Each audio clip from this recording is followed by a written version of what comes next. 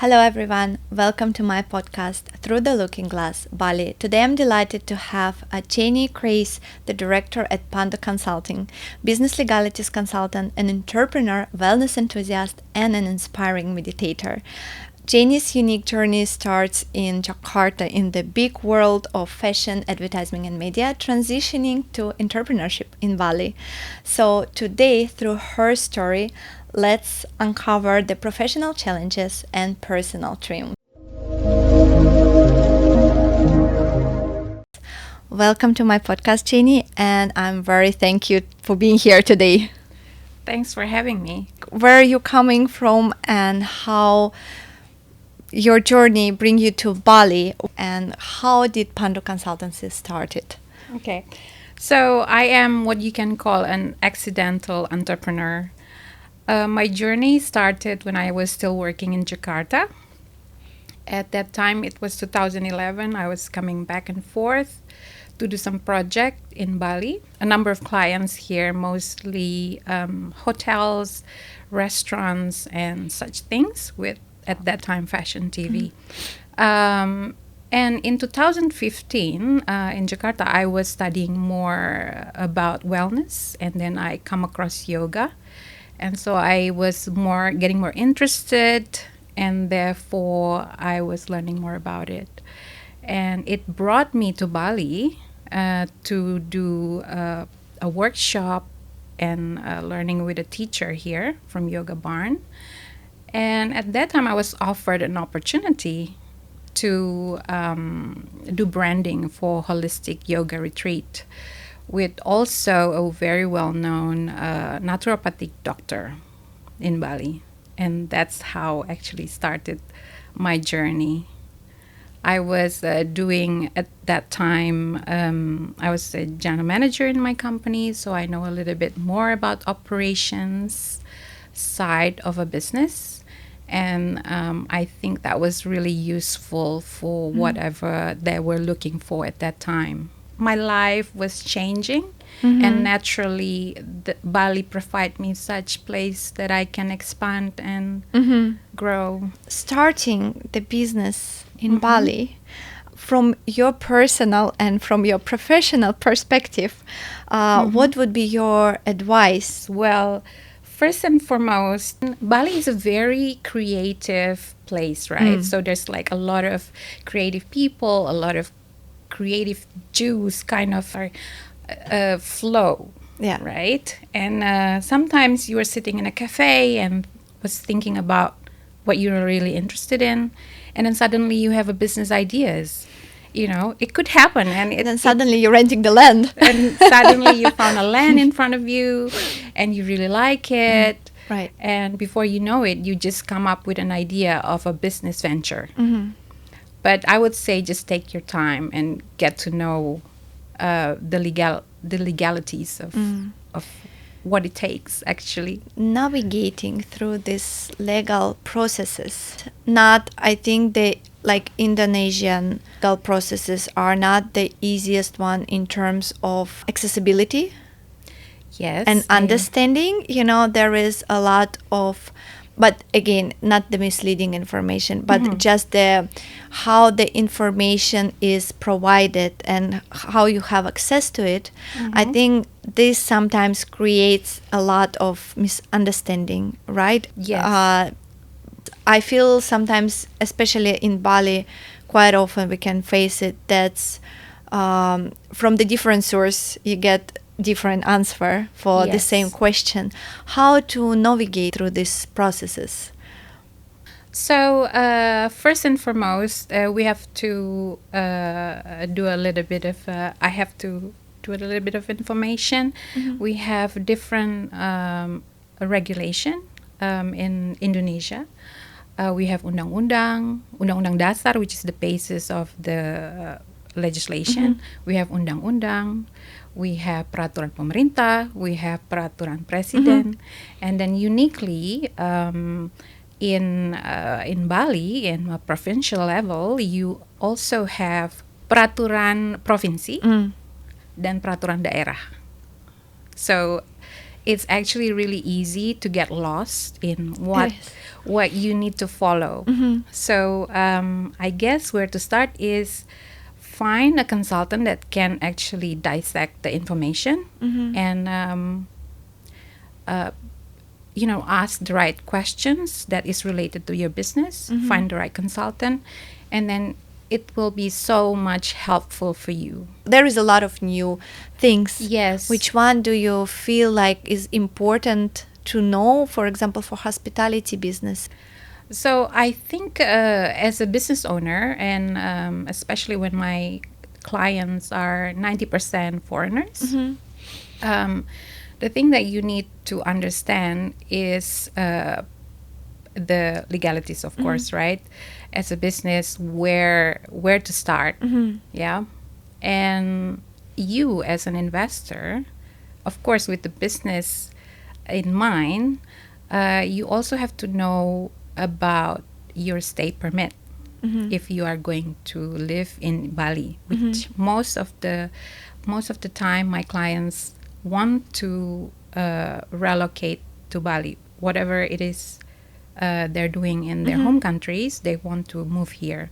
So it's really important to understand that the legality and your stay permit, the legality of the company, I mean, and stay permit actually match. Yeah. For example, if you want to do, if you want to build a restaurant, are you going also will be involved in the kitchen as a chef, or are you just running the business? That's just one example. Yeah. And especially with the new regulation that was in 2023 September, there were a few notes in terms of investment that you have to follow, meaning that there is an increase in terms of capital that you need to follow if you are having an investment in a company. And with that, if you have, if you want to stay here and you want to obtain investor kitas, you have to fulfill some obligation, and that affects the new ruling. Actually, affects that. Investment opportunities now booming in Bali, right? It's an investment boom, especially in the hospitality scene, right? What complexities should people be aware, and what are the key areas to pay attention to? The latest changes to land ownership was on 2021, namely Peraturan Pemerintah number 18, year 2021, which introduced many aspects of property ownership. So that's actually a very good thing to note, because you can own land. Of course, the legal part of it is actually the one that you need to speak to an expert about. So that's a good news, because there is avenues to which you can own land or property. I would suggest is to always do your due diligence, study about the zoning, because it's really important, because there's so many people who wants to sell you things, land, property, and things like that.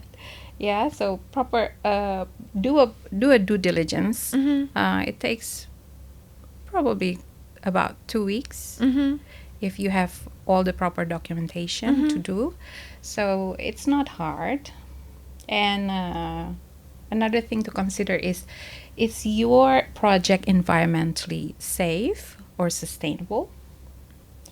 And just be in compliance with all the permits, the building permits and everything. Hotel permits are very complicated, but not impossible. You just need time. Need time and need a lot of patience. Patience. Yes. I think it's the first thing you have to get before coming to Bali. Yes. Just when you get to the airplane. Yeah, patience. And just try to play the long game, you know, because of the complexity of business legalities and licensing and permit and everything, you need time. Can you share some particular challenging moment what you face while establishing Pandu Consultancy? I can share what I learned Mm-hmm. through my challenges, because with business, with a company, of course, you have partners, Mm-hmm. and you will have people trying to offer you partnership, like shiny objects, like trying to offer you money and things like that. Yep.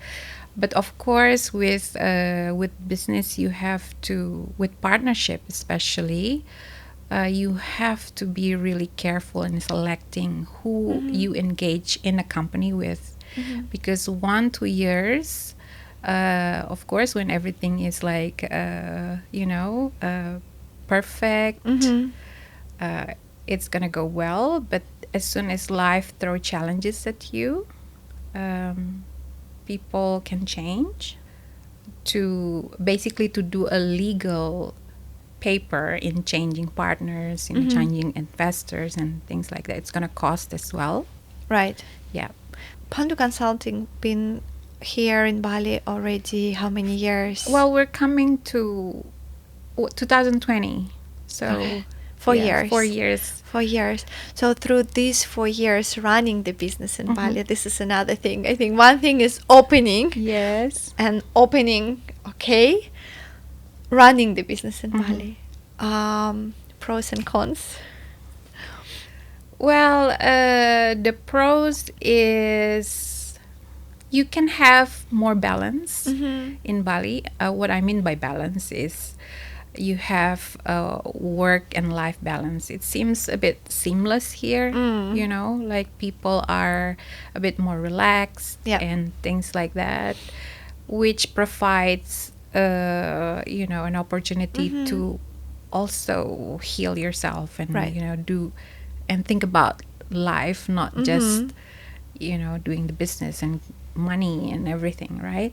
So, but with that also comes challenge, especially in Bali with, I'm sure as business owners also, with the many religious holidays and things like that. So that is to be expected, This is another interesting things to consider in Bali and in Indonesia in general. I Yes. think diversity of Oh, the yeah. cultures, religion, languages even. Yes. You're coming from Jakarta to Bali, from Bali to Flores, and you have people speaking different languages. People having different religion, people having different cultural background, different traditions, right? Yes, People yes. who seeing life absolutely different. Yep. They have absolutely different expectations. And then add to this mix, we adding all the foreign cultures which is coming here too, right? So such a melting pot. Yes, I agree. Working in this environment, there is also it gives a huge opportunity, right? I love it. Yes, me too. I think that's why we're here, right? Yes. But in another hand, what I feel, and from conversations with our client, I see that this particular thing sometimes becoming a burden for them. This is what make them. They do not understand how to deal with it. Yes. You have a very different background yourself, right? Yes. You lived in Australia, in Jakarta. Yeah, and just between Jakarta and Bali itself, I was having a little bit of a shock because Jakarta is the capital and the way we work is like fast and result and things like that. Right. So it was quite a jump of an experience for me. It takes a while before I get really comfortable, and then now I feel like, okay, now I got it, I can actually seamlessly work this and adapt these differences. Right. Yes. But from like your work and your team, right? This is a one part of the story. Your teamwork and the customers. Yes. I feel quite often some people coming here, they bringing their past experience and they are willing to implement it here, or they at least expecting the things work Yeah, the of same course. way as they used in their country, right? Not saying that's okay, once you come here you have to cancel all your previous experiences, right, and knowledge. No, they can be a great contribution, but you have to leave them behind a little bit, like in communication with your customers. How often it's become, hard sometimes to explain this, that it is like that, Yes, we have religion holidays, Yes. Yes, we have a day of Nyepi when everything is closed, and that's it, This is like this. Yes. How do your clients taking it, particularly, like how you working around this? Yes.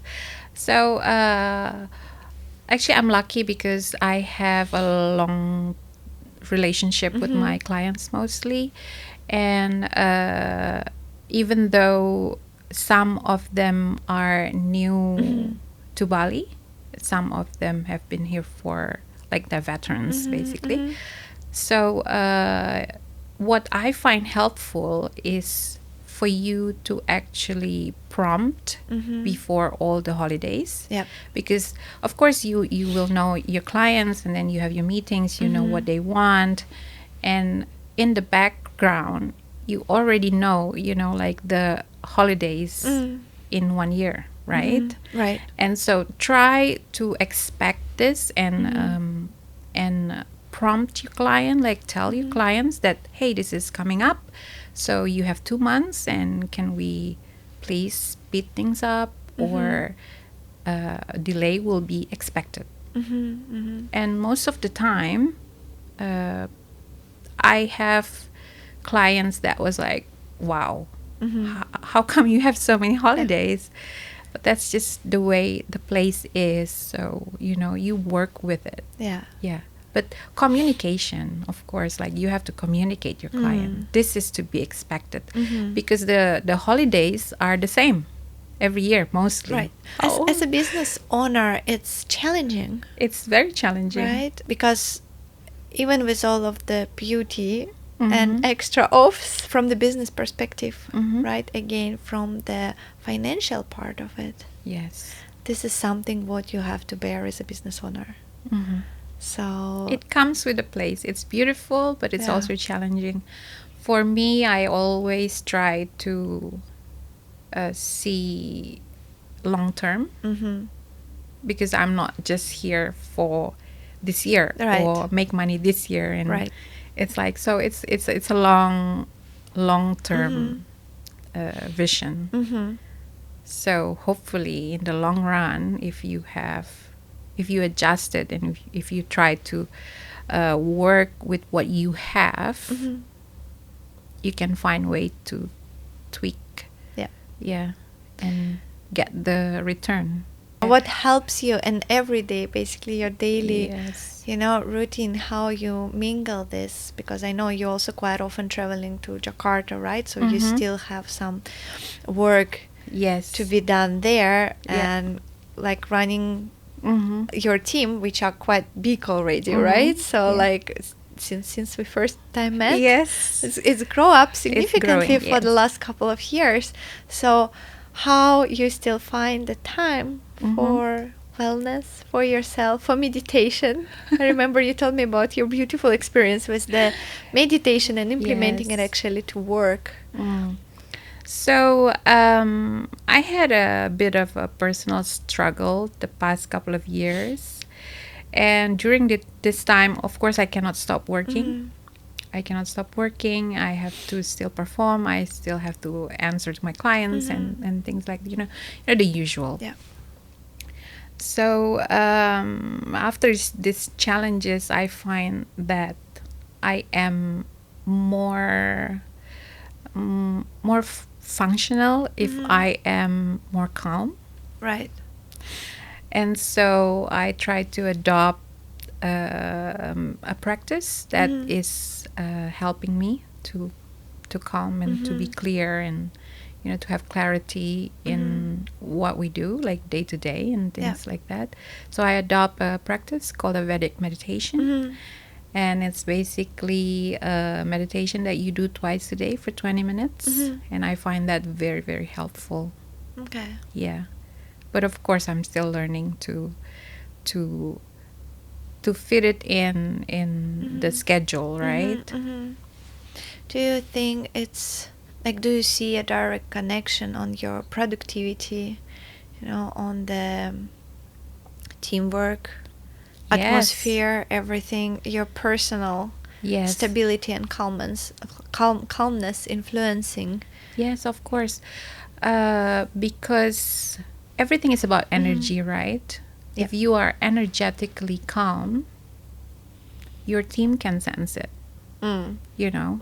If you are more clear about your objective, Right. but why you're here, why you're doing this, and it is easier for you to communicate to your team, and it's easier for them to see the objective. At the end of the day, you're a team, you're trying to achieve things together, and you just like support each other. I feel like my baseline becomes really neutral, and therefore I can, take the punches and respond accordingly. Yeah. I'm more clear in that sense. Okay. Important for me is to have my lunch with my team, because that's actually the time where I get to know them personally, like the challenges that they have in terms of work. That is, not written in a work email, Yeah. for example. So I find that really helpful in terms of bonding. Having lunch with the team is Yes. actually a good. Sometimes we not see the people behind, right? You don't get to see them. You don't get to know them. Real people are there, real personality, and what Yes. their working personality, right? Yeah. It's also sometimes can be different. Mhm. I think communication in Bali, I mean in everywhere, but here especially, it's quite important. Yes, the approach is very, I would say, almost like personal. It's like if you get to know your team, Yeah. then you kind of know how to talk to them. Right. Yeah. Same, like if you get to know your clients, you get to know their concerns, you get to know what is a pressing matter for them. Yeah. So in that way, if you get to know people in I would say a more personal level, way. it's going to make it easier for you.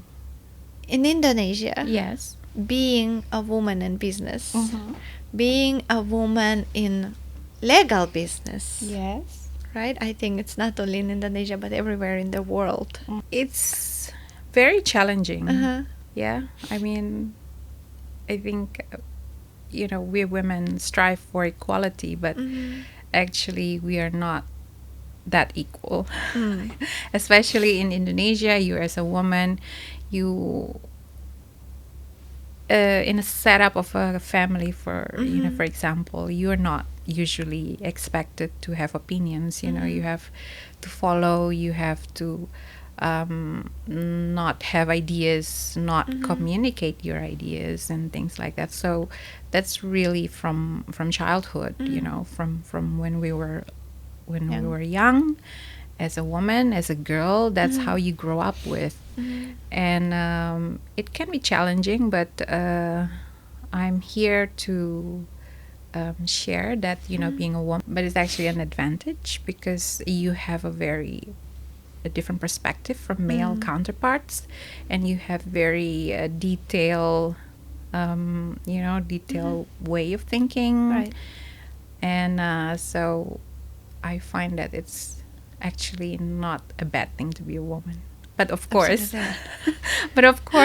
you're presented with a world full of men. What I learned is, no matter in what industry you are, it's all about people, right?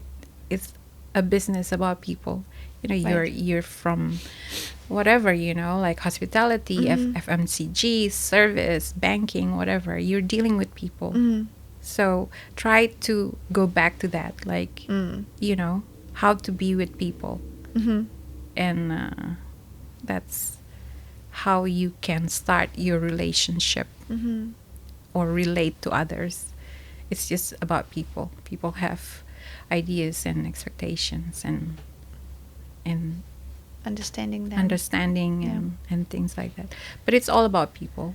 And also questioning, I feel like to add to this, that's remember that you are Human. human too. Yeah, yeah, and you don't always get it right. I think what I'm trying to learn is just how do you, as a person, using all these challenges, using all these avenues, like having a company and having a business, having clients, all this thing, and use it as a reflection of what you can learn and what you can be. I feel like ever since I started the business, I learned more about being human or being a person other than the business itself, because every day you're dealing with different kinds of challenges, and as a person, do you repeat like Yeah. the same experience, or are you going to aim for finding solution or things like Right. that? And this is like every day I'm still learning this. Is it easier to learn this in Bali or Yes. No, honestly, because I feel like people here are very open, and they're very in touch with their spirituality, and of course it's because of their religion, and so I find that they have a different kind of sensitivity that you don't find anywhere else in the world. It's a very unique place. So if you're blessed and you're lucky, you can get to experience this all its with beauty? the beauty, and adapt your ideas, your creativity, Right. your whatever it is you want to do with your business, right? And What would be your 5 good advice for the people who came to Bali, who decided to open the business, to build a hotel, for example, or Yeah. open the restaurant, or get in partnership with someone? What would be your 4-5 advices to them? First of all, if you want to start something here, actually be here for a chunk of time, at least like more than 6 months. Because if you come here for a holiday and you come and live here and work here, it's a totally different story, right? As we know.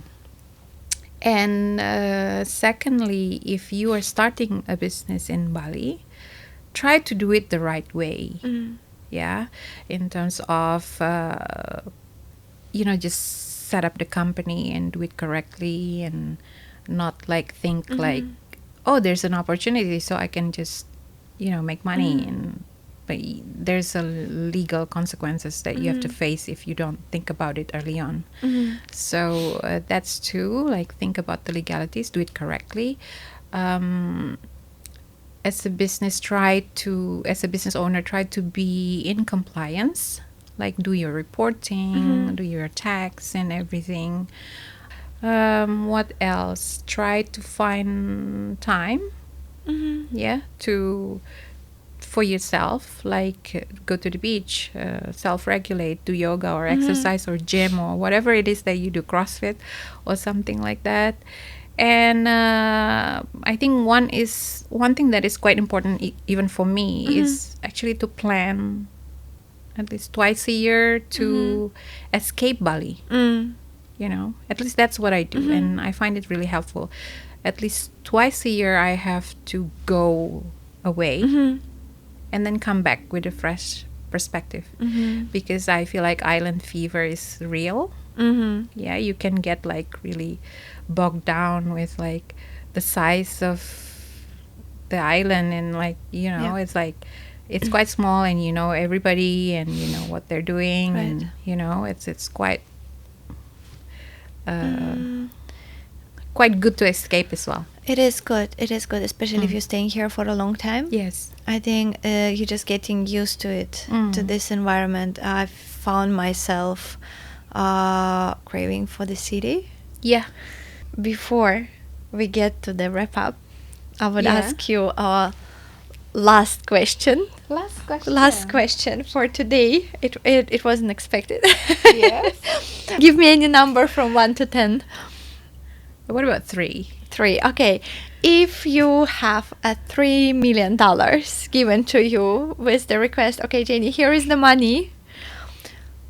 Do something with this. But you cannot buy something personal. You cannot go out and spend this money. What would you do with them? With the money I With have? the money you have. Oh, wow. That must be a very generous investor. Well, with the money I have, I would say I would put some in the company, of course. Yeah, because you invest in what you know. Like what I know is myself and what I know is my business.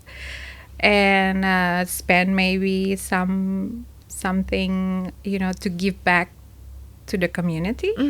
With all this development, I think it's good to have or support a cause that's actually support or benefit, that it's not towards building more and more. Okay, so you wouldn't build another villa complex. Please no. I can stay in Beach one. club. Oh my god. Yeah, what about you? Where would I spend them? Yeah, $3 million. $3 million. Well, waste management. Yeah, right? Yes. Yes. I think I would go with the waste management. Like a lot of good initiative that is towards sustainability and trying to bring the awareness and things like that. So in hospitality, yeah, right? There is a lot in hospitality happening now, but I feel like awareness, especially for the people who's coming, and who is planning to build their business, there should be more awareness for them, especially your point of spending some time here before you actually start anything. Learn the island from very different perspectives. And when you're investing and starting a new business here, will your project really contribute and make a difference, or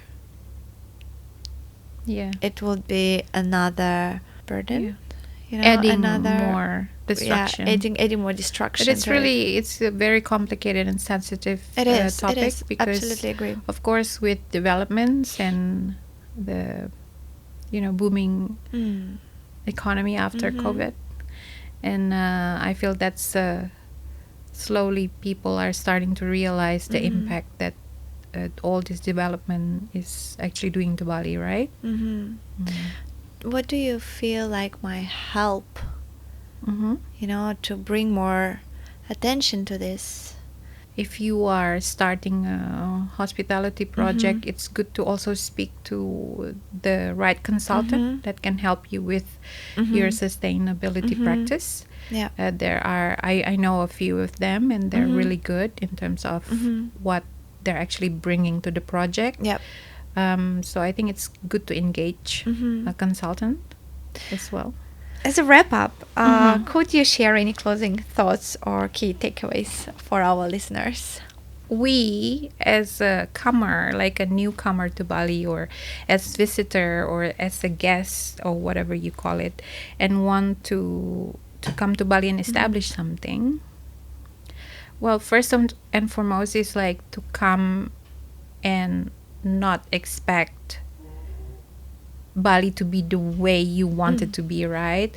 Accept that there will be challenges, that there will be differences, but it's all beautiful. Once you try to understand that this place has so much richness, that is so inviting for people, especially foreigners. Try to understand Bali. Yeah. And not go against the flow, and try to find like a kind of like a common ground where you can still achieve what you're trying to do, and still respecting the place, still respecting the people and nature, of course. Is it about being open? Yes. Open to what is coming to you? Yes. Bali is welcoming. Bali is very welcoming. But sometimes we are not ready for this. Yes, We are not we're open not enough. ready for this openness. Openness, right? Yeah. Sometimes you're just not ready. That is very true. Jeanny, to finalize our beautiful conversation today, could you please also let us know what the Pandu Consulting provided, what services you can offer, how can you be helpful? Okay, so what we can provide to clients are business legalities support. So you can find more in my website. It's panduconsultancy.com, because people need different things, with their business. They need different kind of advice. Yep. So please do check us out, and also at my Instagram. Well, basically at the moment we're doing a lot of the services that's like most popular at the moment. It's like a land transactions. Yeah. And land transaction, company formation. We have a lot of stay permits, questions and assistance that we do, I like guess so. immigration services and stuff like that. Yeah, among many. Thank you. Thanks so much for having me. Hey!